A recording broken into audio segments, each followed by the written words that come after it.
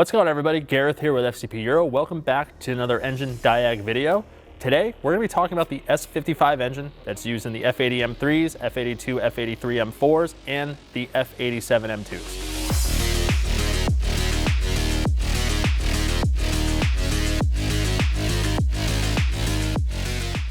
So as you can see, we have a lot of parts sitting here on the table. And some of these are cooling parts, some of them are turbos, some of them are other engine mechanical related items. And I know you're looking at all this right now thinking, oh my God, why do I want to buy one of these cars if these are all failure items? They're not all failure items. Some of these are guaranteed maintenance items. Some of them are going to be nice to haves. Some of them you might own the car for a period of time and never have to worry about it. But these are all parts that could potentially give you a problem sooner or later. Some of these more likely than others. And one thing that I need to specifically get out there before we talk about anything on the S55 and its application in the F80 chassis is it is a very, very tightly packaged engine. There's not a lot of room to work on things. You have to remove a lot of parts to do basic maintenance items. But that said, it is a very reliable engine. And even though there are items that are more failure prone to others, there are not really too many things that go wrong on them if you deal with proper maintenance and you stay ahead of some potential problem areas, which we're going to get into. So first and foremost, I'd like to point your attention here to the front of the table, where you can see the oil pan gasket, our oil filter housing gasket, and oil cooler seal right there. I would say those three items are the most common sources of oil leaks on this engine. The oil pan gasket is shared from the N55 engine, and almost all of them will leak out on the right side, closest to the turbo. This F82 M4 on the lift behind us is about 80,000 miles, and the oil pan gasket is leaking. Based on some of our experience here, we could say 80,000 miles, you're probably looking at doing an oil pan gasket on one of these cars, which is unfortunate. Your oil filter housing gasket and your oil cooler seal, those parts are carried over from like the N52, N54, N55, N20, N26. Guaranteed leak, without question. You will be replacing those at some point. The unfortunate part on this engine is to replace the oil filter housing gasket, you're going to have to remove your charge air cooler. You're going to have to remove the intake manifold because this E10 torque screw is completely blocked by the intake manifold. Front main seals are not a problem. Rear main seals are not a problem, fortunately. The only time I think you would see a front main seal, rear main seal issue is if you have excessive crankcase pressure, which leads me right here to this valve cover. The crankcase vent valve is part of the valve cover, and there's a little diaphragm in here. It is spring loaded, so it is supposed to release pressure. The number one issue on these is the diaphragm inside will tear, and it will allow blow-by gas to basically just cycle right through, back in the intake manifold. If there's a lot of vacuum in the intake manifold, it will suck oil out of the crankcase. You'll start burning a ton of oil. Smoke on startup, smoke under acceleration. That's never a good thing. The other potential oil leak here too is obviously you have a rubber valve cover gasket. It comes with the valve cover itself. If you think you have a potential valve cover leak, chances are it's going to be on the right side, which is the low side. Oil is going to drip off onto the heat shield above the turbochargers. If you smell something burning while you're driving or while you're sitting at a light or it's just starting off in the morning, you have oil leaking onto the turbochargers or that heat shield, and it's burning off and it's being sucked in through your HVAC system, and that's what you're smelling. Realistically, if you're going to go through the work of replacing the valve cover gasket, you should replace the valve cover. The gaskets are available separately, and you could certainly choose to do that. But with high mileage, this valve cover itself, it's plastic, it can warp, and you can actually look at some of these, and when they come off the car, they're not flat anymore. And while you could torque down the screws and try to get it flat again, there's no guarantee that it's going to have an equal seal on the new gasket, and it could just leak all over again. So my recommendation is to just replace the valve cover. You're also replacing the PCV valve at the same time, which let's just call that a 100,000 mile item where it could start to tear or be weak. It's just better to not service this with gaskets and replace the part as a whole. That's my recommendation. You can obviously choose to do what you wish on that front. Another not so common leak, or sometimes something that's not too looked at, is your There's a little rubber gasket here. Over time, that can get compressed. And the way that these work is they are spring-loaded, a little bayonet style. When you lock it in place on the valve cover, it should create a tight seal. But over time, this gasket gets flattened, and it could cause some oil film to leak out from around the oil filler. And in really, really bad situations, you could potentially have a vacuum leak just from this gasket being worn out, which is something to be aware of. Again, most likely you're just going to see some oil film around that area, but if you do see oil film, the gasket is bad.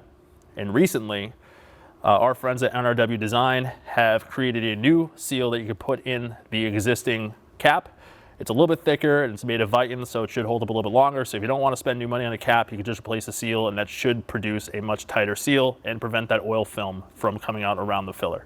And one more item that we could talk about as a potential oil leak, and I would consider this to be a catastrophic oil leak if this were to ever happen. The oil cooler right here, pretty thin. It is located underneath the car flat. So it's directly behind the bumper cover and it lays flat.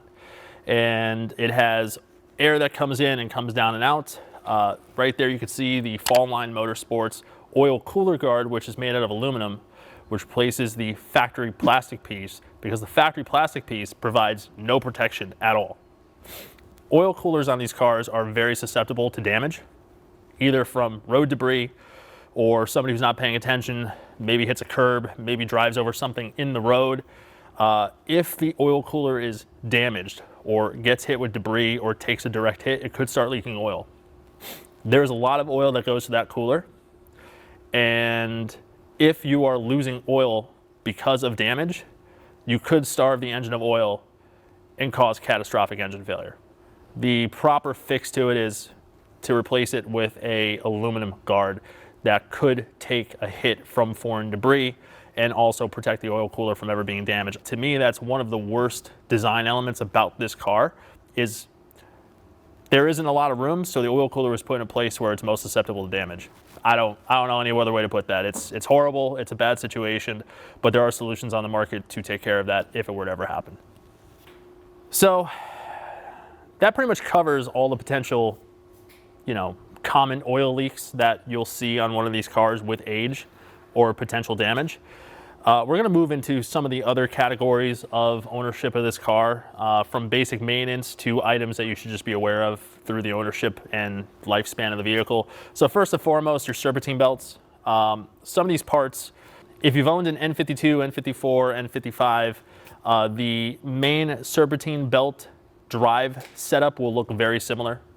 On this car, it drives the alternator and the AC compressor, but then you have this little tiny belt right here. That is the drive belt for the mechanical water pump. It does not have a tensioner.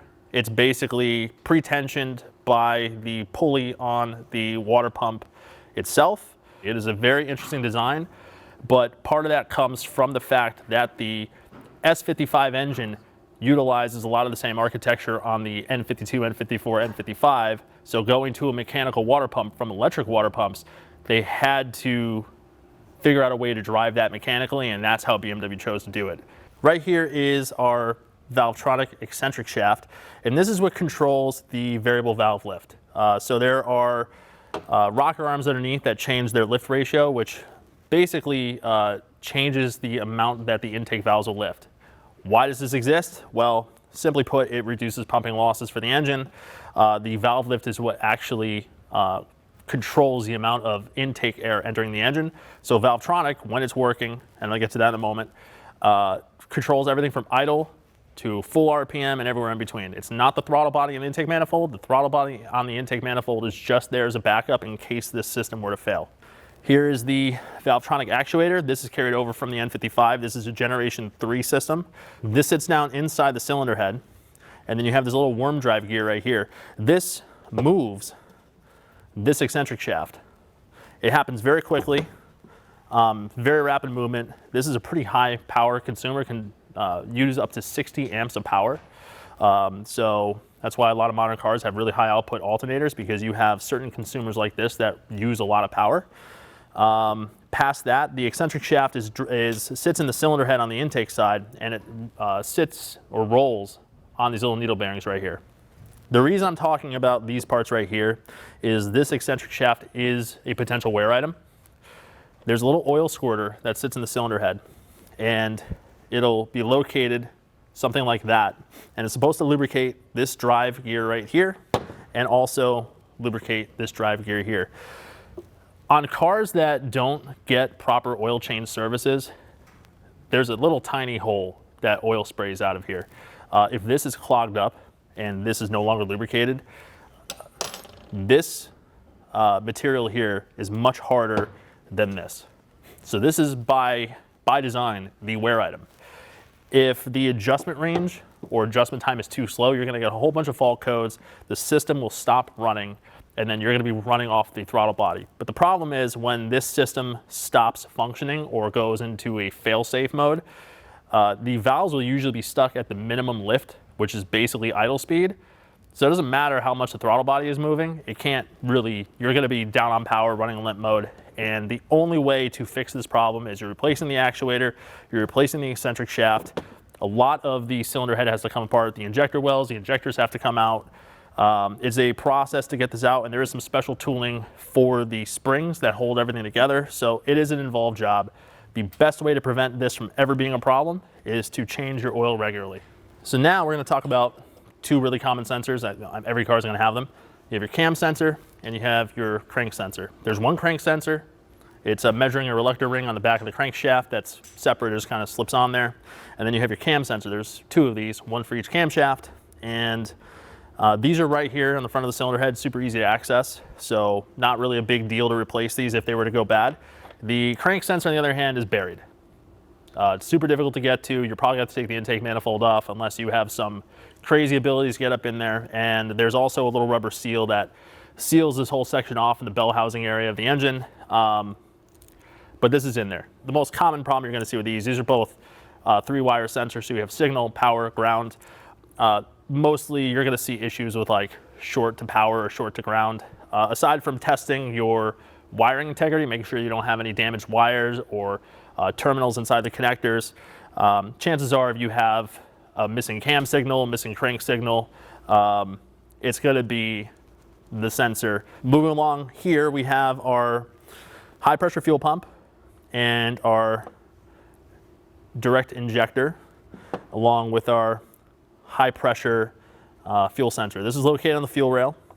What's interesting about the S55 engine as opposed to the other variants of that engine family is there's two high pressure fuel pumps. It's driven by the vacuum pump, which is located under the intake manifold. The second fuel pump really only starts to deliver fuel under higher demand situations. So like higher RPMs, high engine load, that's when both pumps are going to be delivering fuel to the fuel rails. Lower speed, idle, things like that, only one pump is actually delivering fuel. So, you know, the most common failure you're going to see on these high pressure fuel pumps is going to be this fuel quantity control valve. It's actuated via signal, and that is what determines how much fuel is actually going to the fuel rail. So it's like a little check valve is the best way to explain it, and depending on its position, that is what determines output. Now, we talked about the cam sensor before. Funny thing to note, there is another one of these cam sensors located on the drive mechanism or the drive housing for the high pressure fuel pump. I'm going to jump over here to our variable valve timing system. BMW calls it Vanos. We have our Vanos solenoids. These are located in the front of the cylinder head, and these control oil flow in the cylinder head to our adjustable cam sprockets right here. On the N55 and S55, because these are the same parts, there's an intake valve and an exhaust. So they're labeled in and X. So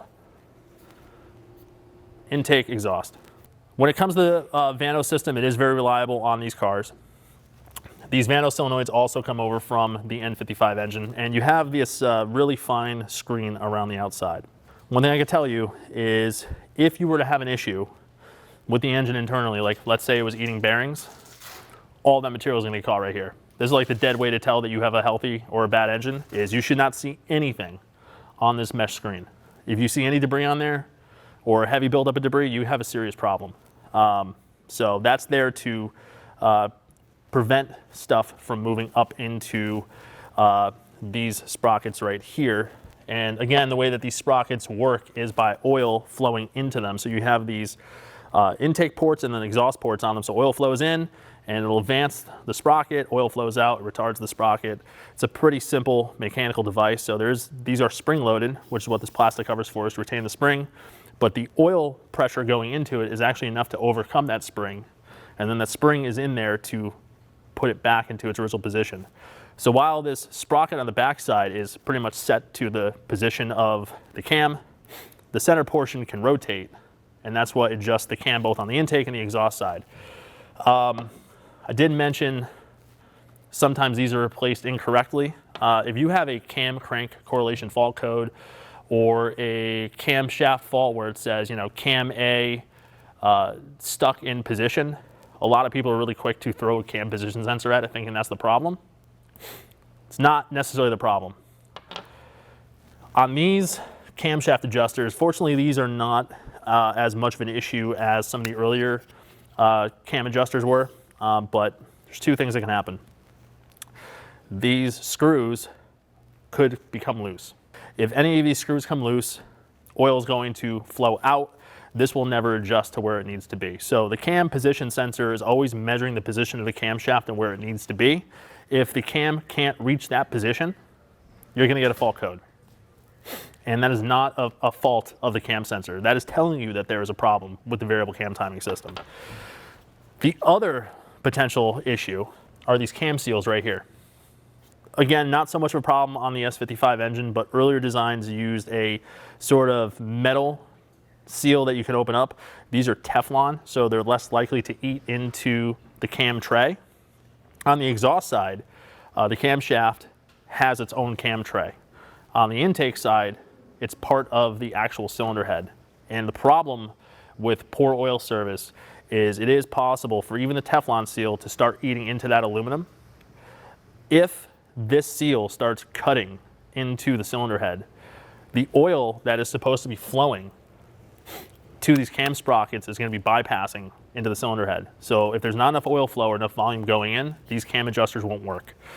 And the only way that you can come to that determination is by, based on the exhaust side, lifting the cam tray, basically unbolting it and seeing what that looks like. On the intake side, there is a cap that you can take off and look. If you see heavy scoring, if it happened on the intake side, there's no other way than to replace the cylinder head. On the exhaust side, you can buy a cam tray. So that is the only saving grace there. But again, that's why oil service is super important. So talking about fluids leaking into your combustion chamber, let's talk about the charge cooler that sits on top of the engine. The S55 engine uses an air to water cooler. So right here is your heat exchanger. It's a grid system, so air flows in on this side, so this will be your hot side. So there's one charge pipe per turbo, comes in here, goes through this, and then comes out the other side cooler. It's really, really efficient. All modern cars are using air to water charge coolers on turbocharged cars because they just happen to be more efficient, much better for packaging, and also a lot more reliable in terms of managing heat. The only issue you're going to have with one of these is if there is an internal problem with the charge cooler and it starts to leak coolant into your charge air. I'll tell you right now, you know, it's a direct injected engine and there is the possibility for carbon to build up on the intake valves over time. This will clean off the carbon on your intake valves really, really well. But you'll also be puffing a lot of white smoke out of the exhaust. It's going to smell super sweet because you're leaking coolant into your intake. Fortunately, those leaks are very small, so it's not enough to potentially hydrolock the engine. And, you know, jokingly, you do get a free carbon clean in the process. But what's likely going to happen is you're going to get a fault code that your low temp cooling circuit on the water pump side has stopped functioning. That is because there's no coolant in the system. The coolant reservoir will be empty. The pump will stop running because it's an electric pump. There's only so many places for it to can go. If the radiator for it's not leaking, this is your problem right here. This happens to be the factory part where these portions right here are part of your airflow, and then you have this aluminum core. These are crimped on. I suppose in some situations these could crack as well, but The nice part is there's a lot of upgraded options out there. They're all aluminum, that have higher capacities. And moving along to that, the intake is shared, or the intake manifold is shared from the N55. It's the exact same part number. And if you've ever seen an N55, the charge pipe comes in from this angle. But now you have a charge cooler on top of the engine. So how are you going to like make that maneuver? With this, it's called the J pipe, because it's kind of in the shape of a J. This is the factory piece right here. And to kind of show you how it sits in there, this side goes to the throttle body. And I think you can kind of see an issue with this already is the air. I mean, they try to make this transition as smooth as possible, but they had to reinforce it too. It kind of widens out. And while it's a very interesting piece to look at, these have been known to break. This is a pretty expensive part. It's about $300 at the time of filming. All the aftermarket parts, such as this DO88 version that we offer, which is made out of aluminum, significantly cheaper. And I can tell you right now, this is not going to fail. And this is a much smoother airflow through here. So if you happen to have your charge cooler off, you should consider replacing the J pipe at the same time, because this is a failure-prone piece. So we talked about the oil filter cap and that seal that goes bad, so I don't really need to touch base on that again. But here's your oil filter housing cap. This one's a factory one. It has the cage. This has a valve inside of it. Not really much to say on these outside of the fact that more times than not, these are broken because the incorrect cap socket is used to take them off. There's a socket for this, which we offer, and that is what you need in order to remove this cap. If you don't have it, I suppose you could use a belt style wrench, and that would be preferable, but I've seen these absolutely marred up from somebody using like an adjustable plier or something like that, which you should never do. If you crack this, it's gonna be an oil leak. The other thing I've seen happen too is if you take the oil filter out, people who don't know better, the cage will come out with it. This is your drain back. There's like a hole in the oil filter housing for oil to drain out when this is removed. If this cage is not in this cap and the filter is put in, your engine will fail. First, you'll have cam timing problems because of oil pressure related issues, because oil is just basically coming in and then flowing right back out instead of going through the filter and back to the engine. Then eventually, you're going to starve your bearings, and there's been plenty of engines that have been destroyed by technicians who have failed to make sure that this is in the cap or been unaware that this actually does something. And there's also the valve in here too. So that said, these are plastic parts and they're not very nice to look at. But I do want to mention we have upgraded options such as these aluminum ones, which are one-to-one replacements, except look a lot nicer and made out of aluminum, that you could use to change the look of your engine bay. Maybe you have some really nice stuff in there, or you're just looking to upgrade because this part failed, or you don't like the way this looks. There are aftermarket options. I will say on something like this, you do need to take the cage out and put it in the new one. Just make sure the cage is in good shape and the valve is still in there, and you'll be good to go. But these are really nice options from Evolve, and they also have dress-up stuff like this for your oil cooler thermostat, which replace some of the factory parts that are kind of dull to look at and make it look a little bit nicer. So while you're doing some maintenance or maybe fixing the mistake of somebody else, you can also make your car look interesting, and I don't know, these are pretty satisfying to touch and see in the engine bay at the same time. So here is your most basic maintenance item on this car that is almost a guarantee: spark plugs and ignition coils. This one's the Delphi coil. It is a pencil style coil. These have been around forever. This is a carryover from all the N52s, 54s, 55s. Nothing special on this front. For the factory, these use a ZR5 TPP 330M or 33M, which on the BMW side is a specific Bosch spark plug for the S55 engine. It has an M logo on the ceramic, but really it's just a Bosch ZR5 TPP 33. There literally is nothing special between any of those 3 or 4 plugs that BMW has. It's just for different engine production. These Bosch plugs early on were known to crack the ceramic. Whether that was from installation error or not, I don't know. A very popular spark plug to run on these cars is a NGK 97506, which is the stock spark plug from the N20. It's a one-step colder spark plug, so that's a very popular option. You have to recap it for the S55. And then there's also another spark plug from the N20, or this would be the F3328s. There was a flex fuel version, so there is an ethanol compatible spark plug that is used for those of you who have decided to run these cars on a nice corn blend, you know, a little corn juice, if you will. So you can use that as well. We have those options on the website for this car, so easy to find. My personal favorite, I do like NGK spark plugs over Bosch, but Bosch is the OE spark plug, so using Bosch is perfectly fine. You don't have to change the gap on these. And also you need a 14mm 12-point thin-walled spark plug socket for these spark plugs. Your traditional 5/8 that comes in your master mechanic set, 100-piece, whatever, not gonna work on this engine. Tolerances are way too tight, and it needs to be a thin wall. So a 14mm 12-point standard socket is not gonna work. It needs to be specifically a spark plug socket. So there is a part here on the table. There is some controversy around this design, and that is the very famous crank hub. This is the same part from the N55. So it has 8 bolts on the front for the harmonic balancer. This is the factory piece right here.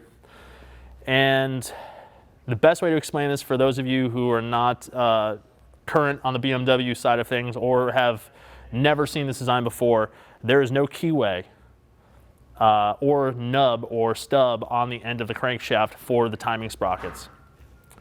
This piece right here, which is the crankshaft hub, goes in through the front part of the engine. There is no timing cover. It's part of the casting of the block.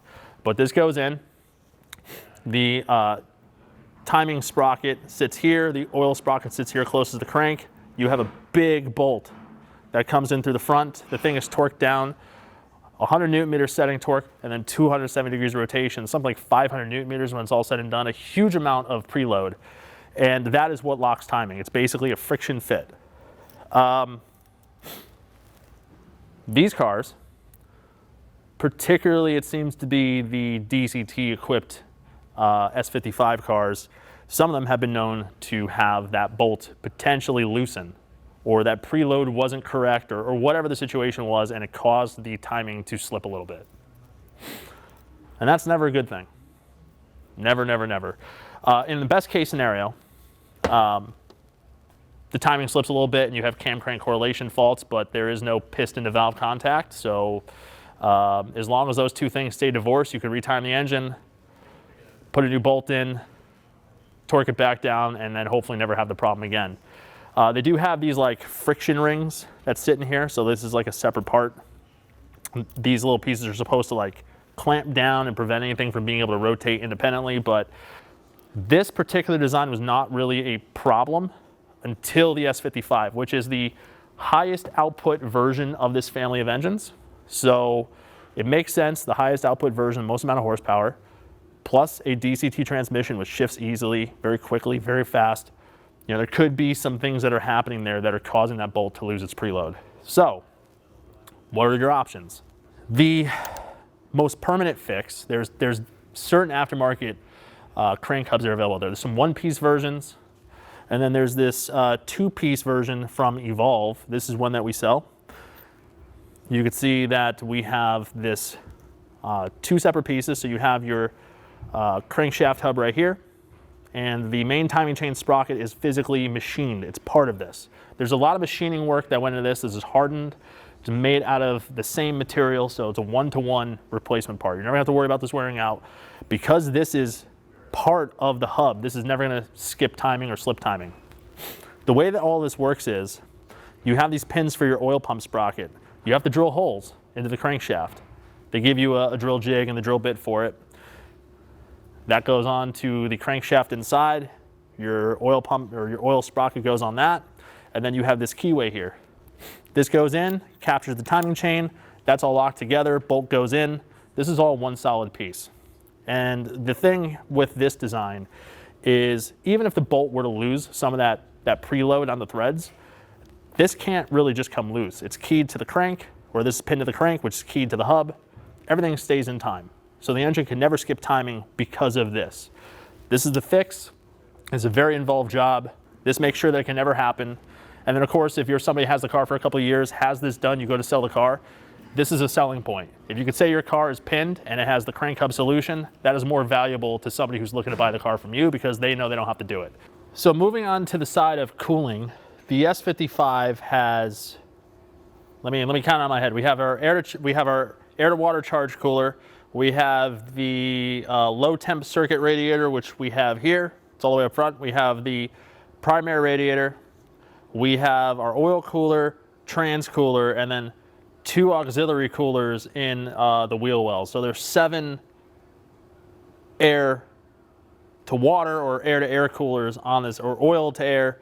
Anyway, there's 7 coolers on this car, not factoring in the AC condenser. So technically 8. There's 8 heat exchangers on this car. So the front of the car is packaged pretty tightly. That said, I did mention that there's a high temp circuit and a low temp circuit. So let's talk about that. On the high temp circuit side, that's for the engine, and that's going to include the turbochargers and everything related to the engine. We have a mechanical water pump, which is right here. We talked about that a little bit earlier. This is what's different about the S55 as opposed to the N55, N54, N52 engine families, which use an electric water pump both at the side of the engine block. This has a mechanical water pump, which is belt driven. Old school, doesn't have the same electronic failure. The only thing you're going to see on these is if there is a bearing problem, you do have a weep hole. So coolant will start to drip out, and you'll see it down here. That's a sign that you need to replace the water pump. We have our thermostat, which controls the temperature of our high temp circuit, and that actually just directly bolts here to the water pump. So very simple. It's a map characteristic thermostat, so we have a plug that goes here, and there's a heated wax element inside. A little bit more of a traditional cooling system in that respect, so you know, a little bit more old school. You know, this tends to be pretty reliable, so don't really see the same type of cooling system failures on this car that you would see on you know, your N52, N54, N55 cars. So that is different. But that said, there is an electric water pump on the high temp circuit. This is for your heater core, so it's basically a scavenging pump. It's this little guy right here, and these can fail. You'll typically see a fault code for that. This is not a big deal. The one that is a big deal is on the low temp circuit. The low temp circuit is this pump right here. This actually is off the car right there because this is in the middle of having a belt service done, and you have to open up the low temp circuit. This is responsible for the charge cooler up front. And this pump moves coolant through the charge air cooler and is responsible for maintaining air intake temperature. So one thing that can happen on these cars is if that charge air cooler pump were to fail or stop working for whatever reason. So, you know, for example, let's just say you have a leak and there's cavitation, that pump will stop because basically it freewheels and the amp draw is so low, shuts the pump off. And if you go to accelerate, if the air intake temperatures are really high, the car will go into a limp mode because of those intake air temperature problems. Those pumps do fail. They are fairly reliable. But one thing I can say is, let's say you change the radiator up front because it's been peppered by debris or it's full of debris and you decide to change it. Really recommend you do a vacuum fill on the low temp circuit to make sure that this pump is totally full of coolant before you go to bleed out the system. There is a way to turn the system on to bleed air out of this. It's basically like an 11-minute procedure. Just runs the pump, runs coolant through the entire system. It's self-bleeding. And the problem that you will have on these sometimes is if there's any air trapped in that and you go to turn the pump on and it tries to start and it sees that the amp draw is very low, it just shuts it off entirely, won't run the pump because it thinks there's no coolant in the circuit. Prevents the pump from burning out. It's also an indication that you have air in the system or you have a leak somewhere. So there is a kind of a safety that's built into that. So always vacuum fill the low temp circuit before you try to bleed it out with the bleed procedure. But that said, our intercooler radiator, which is up front, or low temp radiator, this is all the way up front, so this is always going to be damaged first and foremost just because it is going to get peppered by the most amount of debris, you know, bugs, rocks, you name it. That is directly behind the front grills, so it's exposed. There's upgraded options out there in the market for those, like CSF offers them, DO88. Plenty of options to increase the cooling capacity, particularly if you're running a tune, larger turbos, tracking the car, whatever it is that you're doing. And of course, some of those aftermarket options come with a rock guard to prevent larger debris from bending the fins or having debris get stuck in those cooling tubes. Past that, I think the other thing worth talking about is the turbochargers on this engine. They're Mitsubishi OE turbos, so that's who makes it for BMW MHI, Mitsubishi Heavy Industries. A lot of BMWs use Mitsubishi turbochargers from the factory, and we have them right here. This is a twin turbo engine, so basically one turbo is driven by one bank. Even though it's a straight 6, it's still considered 2 banks. Cylinders 1 through 3 is bank 1. 4 through 6 is bank 2, so they have individual oxygen sensors on both of those, so they're both independently controlled from each other. The thing with this twin turbo setup is a little bit more efficient because you have 3 cylinders driving 1 turbo as opposed to 6, let's say on the N55. Kind of an ode back to the N54 a little bit. But that said, these turbochargers have an internal wastegate. The only real failure we've seen on these is over time, these wastegates become loose. And while the electronic wastegate actuator can compensate for some of that, for example, let's just say the boost target's not getting achieved, it can try to control this by duty cycling the wastegate actuator. It is possible for these wastegates to get so loose over time and wear out that you're just basically bleeding air and you're not actually generating the boost that you need. So you'll have under boost fault codes, things like that. And the nice thing is this does have an electronic wastegate actuator. These are extremely precise. You don't have to worry about any of the vacuum lines being a problem. And another thing to note is these turbochargers don't have a cutoff valve on them. So there is no diaphragm connected here to bleed off boost or anything like that. So these respond very, very quickly. These are very efficient turbos. And there is quite a bit of overhead on these. People have made a lot of power on the stock turbos before upgrading to other options. For example, pure turbos is an option that's out there. Some people even converted to single turbos for really high horsepower. And that goes to say, in stock form, the S55 is a pretty potent engine in terms of power delivery, in terms of torque. Huge change from the E9 XM3s with the S65 naturally aspirated V8. These engines deliver a lot of torque down low, and it is a very different car to drive as opposed to the previous generations of naturally aspirated M3s, but there is a ton of tuning potential here. There's a lot of fun that you can have with these cars, and there's a lot that you can have out of it in both stock form, or if you're planning on modifying, those options are available. So we talked about a lot about the S55 engine, and some of these things you're probably already like, oh my God, this sounds like a horrifying car to own. It's not. Yeah, there's certain complexities and there's certain things that like you look at and you go, geez, that looks like a real pain. But this car that we have is of early production, 80,000 miles. Does not look like it's received much maintenance in its lifetime. It certainly was cared for. Somebody spent money with certain stylistic approaches that we're going to undo during the build series of this car, and it's going to look a lot better by the time we're done. But these cars are reliable. They're pretty robust, and it comes from 10 plus years of development starting on the N52 engine. A lot of the stuff is carryovers, like the timing components, all this kind of stuff. Yeah, the pin crank hub is a scary potential problem to have to run into, but there is a solution for it. Overall, I think it's a really great car. Yeah, there's some packaging problems. You're gonna have to, work around those issues. And even if you're the person who's not gonna be doing the maintenance on your car and you're paying a professional to do it, if you get a quote for a serpentine belt replacement that seems excessively high, this car is currently apart just for that service. And we talked about some of those packaging issues. So yeah, there's gonna be more labor involved in doing what would be deemed basic work just because of how the car is packaged. But again, high performance, multiple coolers. BMW had to put all that stuff into an engine bay that really was not designed for it from the get-go. So this is kind of what you're going to run into. These are really high-level things that you need to be aware of during the ownership vehicle of one of these cars. And we hope you learned a lot. Of course, if you have any questions or comments, go ahead and drop it in the comment box. And of course, if you own one of these vehicles, we'd love to hear your feedback, things that you've run into, weird, bad, good, whatever those experiences were, let us know. Love to see that. Of course, we're going to have a lot of other videos on this particular car, but we're going to have like a video on suspension. We're going to have a video on the dual clutch transmission. So you want to hit the subscribe button for all that other high-level related content. And of course, all these parts that you've seen are available at fcpro.com. So whether it's for some of the upgrade items or basic maintenance items, we have spent the time to build out the F80 selection of this catalog. So you're going to be able to find what you need. A lot of the service kits are available too. So hope you find what you need. And as always, we'll see you for the next videos. Thanks for watching.